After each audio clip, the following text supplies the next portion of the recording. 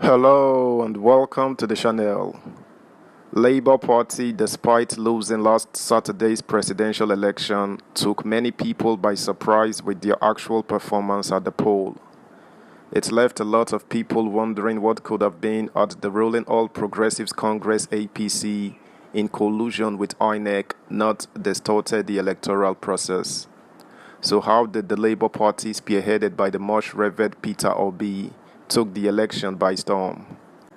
Subscribe, like, share, and comment. Thank you.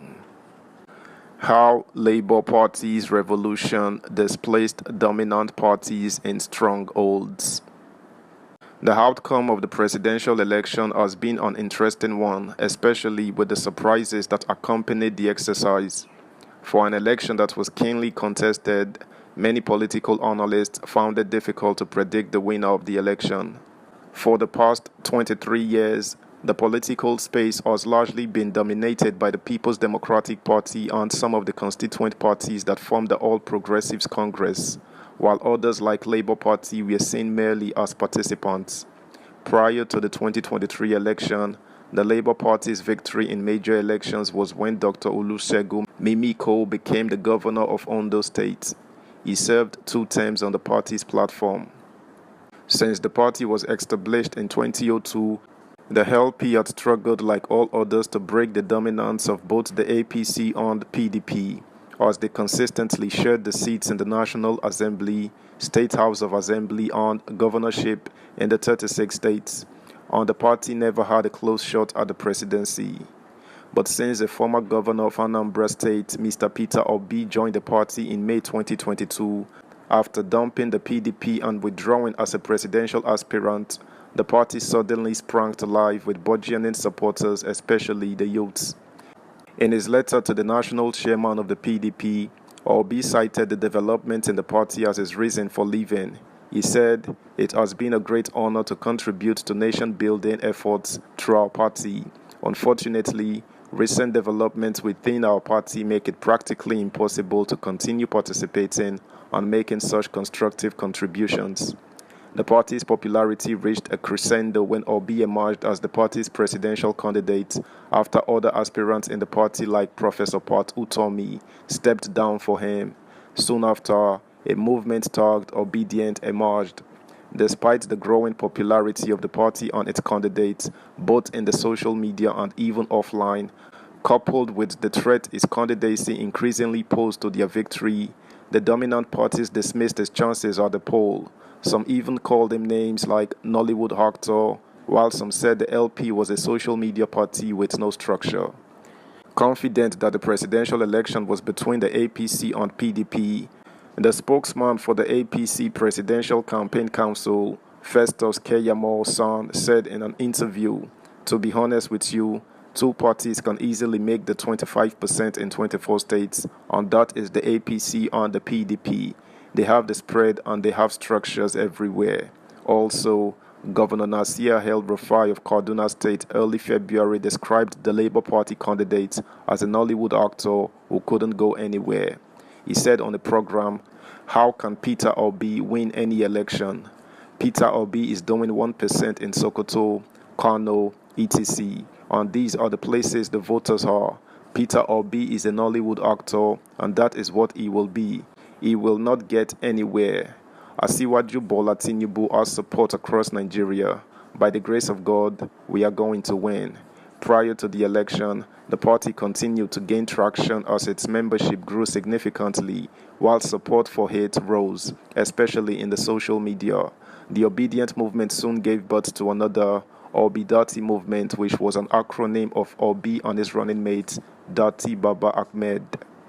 Commenting on the chances of the party, the presidential candidate of the PDP, Atiku Abubakar, in an interview with Arise TV said, "I really don't expect the Labour Party to take as many votes from the PDP as people are suggesting. We could have seen it in the last governorship election in Osun State. What is the performance of the Labour Party?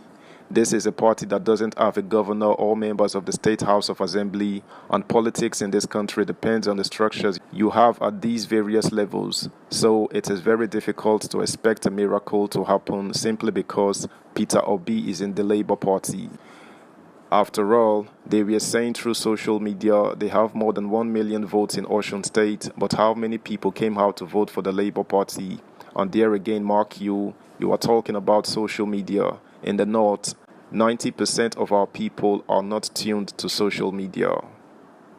Subscribe, like, share, comment, and please turn the notification bell on. Thank you. In the run-up to the February 25th presidential and National Assembly elections, it became increasingly difficult for political analysts to predict who among the APC, PDP, and LP candidates would win the election.